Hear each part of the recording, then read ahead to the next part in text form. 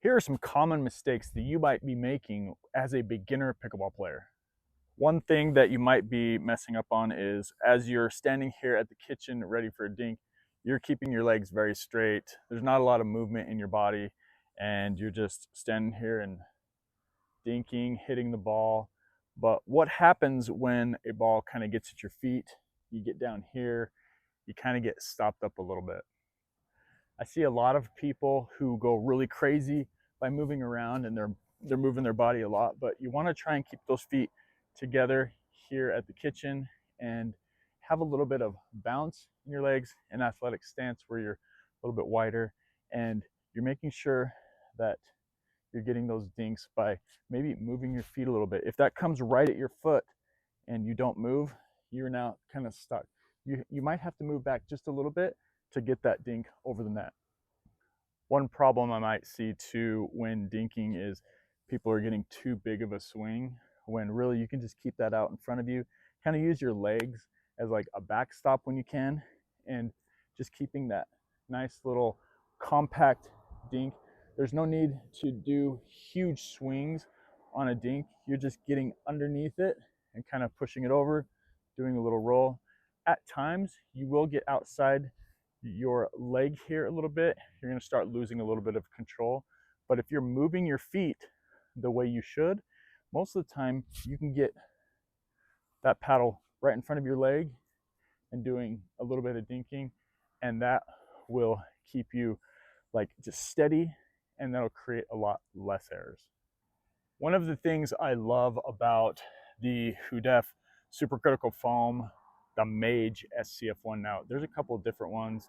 You got the Mage, the Viva Pro, but this one I really like the body style of this paddle the most. But with this new supercritical foam, as a beginner player, this really helps you keep that control that you need without getting too crazy.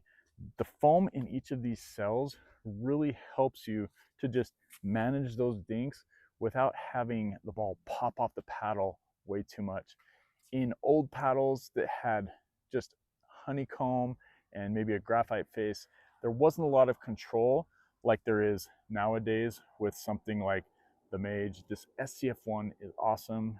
The colors on it are awesome, out of this world, I would say.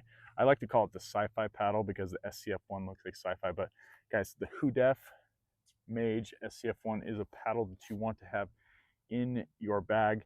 This paddle is going to help you get those nice soft dinks, but also give you that power to put away when you need it as a beginner player and also as a more advanced player. Another quick little tip after, keeping your paddle in front of your leg, getting those nice dinks, but also moving your feet a little bit, is this side to side movement. Sometimes you'll find when you're on the left, you're trying to be really dominant and the right side player is getting picked on a little bit. And you might just be sitting here watching that happen back and forth, and you might not be ready and they might have a high ball and pop up. Well, if you're the left side player and the ball's not coming to you, there's so much you can do in that moment. What I like to do is to continue to keep that ball in front of me and really help my partner out. Going back and forth like this is going to put a lot of pressure on the person in front of me, and it's going to make them really be steady with their dinks because they know if they mess up, I'm going to be in here in the middle to really help my partner out as they're dinking back and forth. So most of all with this, stay a little bit active, keeping your legs bent and making sure that you have a little bit of movement in your steps. You don't got to be crazy like you're doing salsa or anything, but keep steady, moving around just a little bit and apply pressure. Keep that paddle up and you are going to get a lot more points and win a lot more games.